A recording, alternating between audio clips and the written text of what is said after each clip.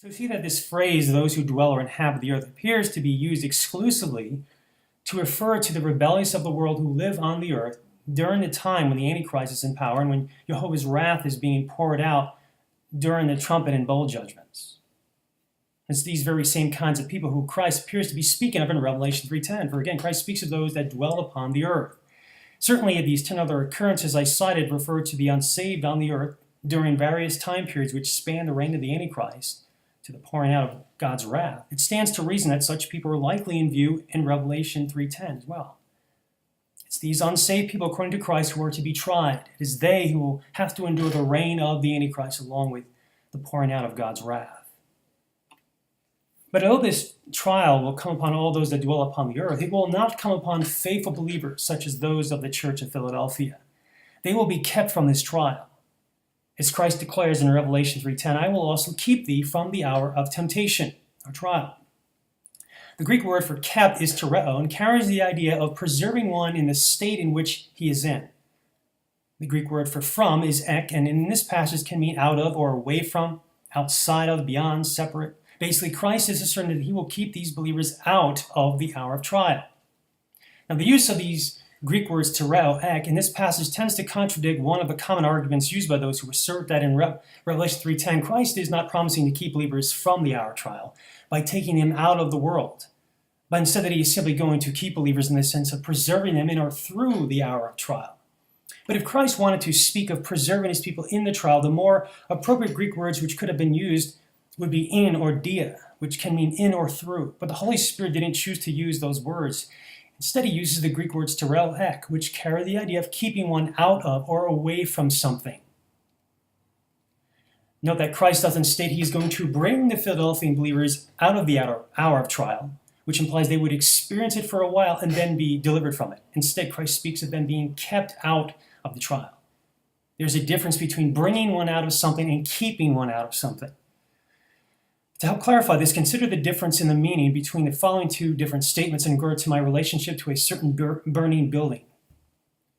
Number one, I was brought out of the burning building. Number two, I was kept out of the burning building. Now, what's the difference in meaning? Well, the first statement, where I stated I was brought out of the burning building, implies I was once inside the building, but then some external force, such as a person or people, acted on me to bring me or relocate me outside of the building. But the second statement doesn't imply that. It doesn't imply I was ever in the building. It just implies that I was kept or preserved by some external force in the state of being outside of the burning building and was prevented from entering into the building. I would submit the meaning of the second statement is similar to the idea of Revelation 3:10, where Christ speaks of keeping the Philadelphian believers out of the hour of trial. Again, Christ doesn't promise to bring the church out of the trial. If he did, that would imply they would be previously in the trial. Instead, he uses the word keep, which carries the idea of him preserving the church in the state of being outside or separate from the trial and prevented them from entering into the trial. And this harmonizes with Christ's words in Matthew 6 that I touched on earlier about praying to not be led into temptation or trial. Christ didn't tell us to pray to be kept in the trial, but to pray to not be led into it.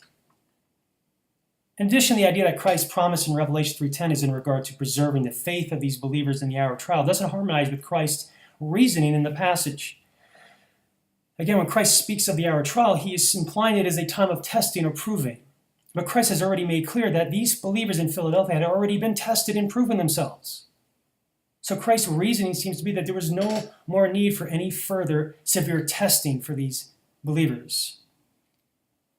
For example, imagine you're taking a course in college and the instructor promises the class that if any student maintains at least a 3.8 or higher grade point average throughout the year, the student will be exempt from taking the final exam.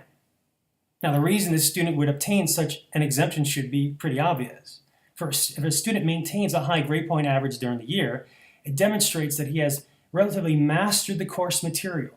He knows it very well, and there's not much need for any further testing. This seems to be something of the reason behind Christ's promise. Christ talks about this big test that will come upon the world, but these faithful believers in Philadelphia would not have to take and experience this test because they have already demonstrated, like diligent students, that they already knew the spiritual material or truths that Christ through the Spirit had taught them. That is, they made it clear through their patient endurance that they truly knew Christ and loved him above all, so much so they were willing to endure all sorts of pain and suffering for his name's sake. They had already proven they know, understand, and have the proper perspective on spiritual truths and divinely given information. And it's in light of this fact that there seems to have been no need for them to be tested again. It seems Christ's reason is that because they had proved themselves faithful, it would be almost redundant and an unnecessary burden for these faithful believers to have to endure yet another time of testing to prove themselves faithful once more. I would submit that this helps to cast serious doubt on the idea that Revelation 3:10 is about Christ promising these believers that although they would have to experience yet another great test to their faith, he would preserve them during that test. And so it is because this church would not need to be tested along with the world that they would be exempt and spared from that test. To use the language of Revelation 3:10, they would be kept out of or away from that final test. But since the whole world would be experiencing this great test or trial, it would appear that the means by which Christ keeps this church from experiencing this hour of trial would be by taking them out of the world, namely by means of the rapture. In addition, I suggested in one of my previous videos on Revelation 3:8 that the open door Christ set before the Philadelphian church was an allusion to the open door to heaven at the time of the rapture that will enable all faithful believers to depart from this world and enter into the Father's house. And I would submit it makes sense to read Revelation 3:10 in light of this open door. That is, Revelation 3:10 speaks of faithful believers being kept from the hour of trial. It seems it is by means of believers being raptured and passing through that open door to heaven that they will indeed escape from the earth and be kept from the hour of trial that will come upon all those that dwell upon the earth.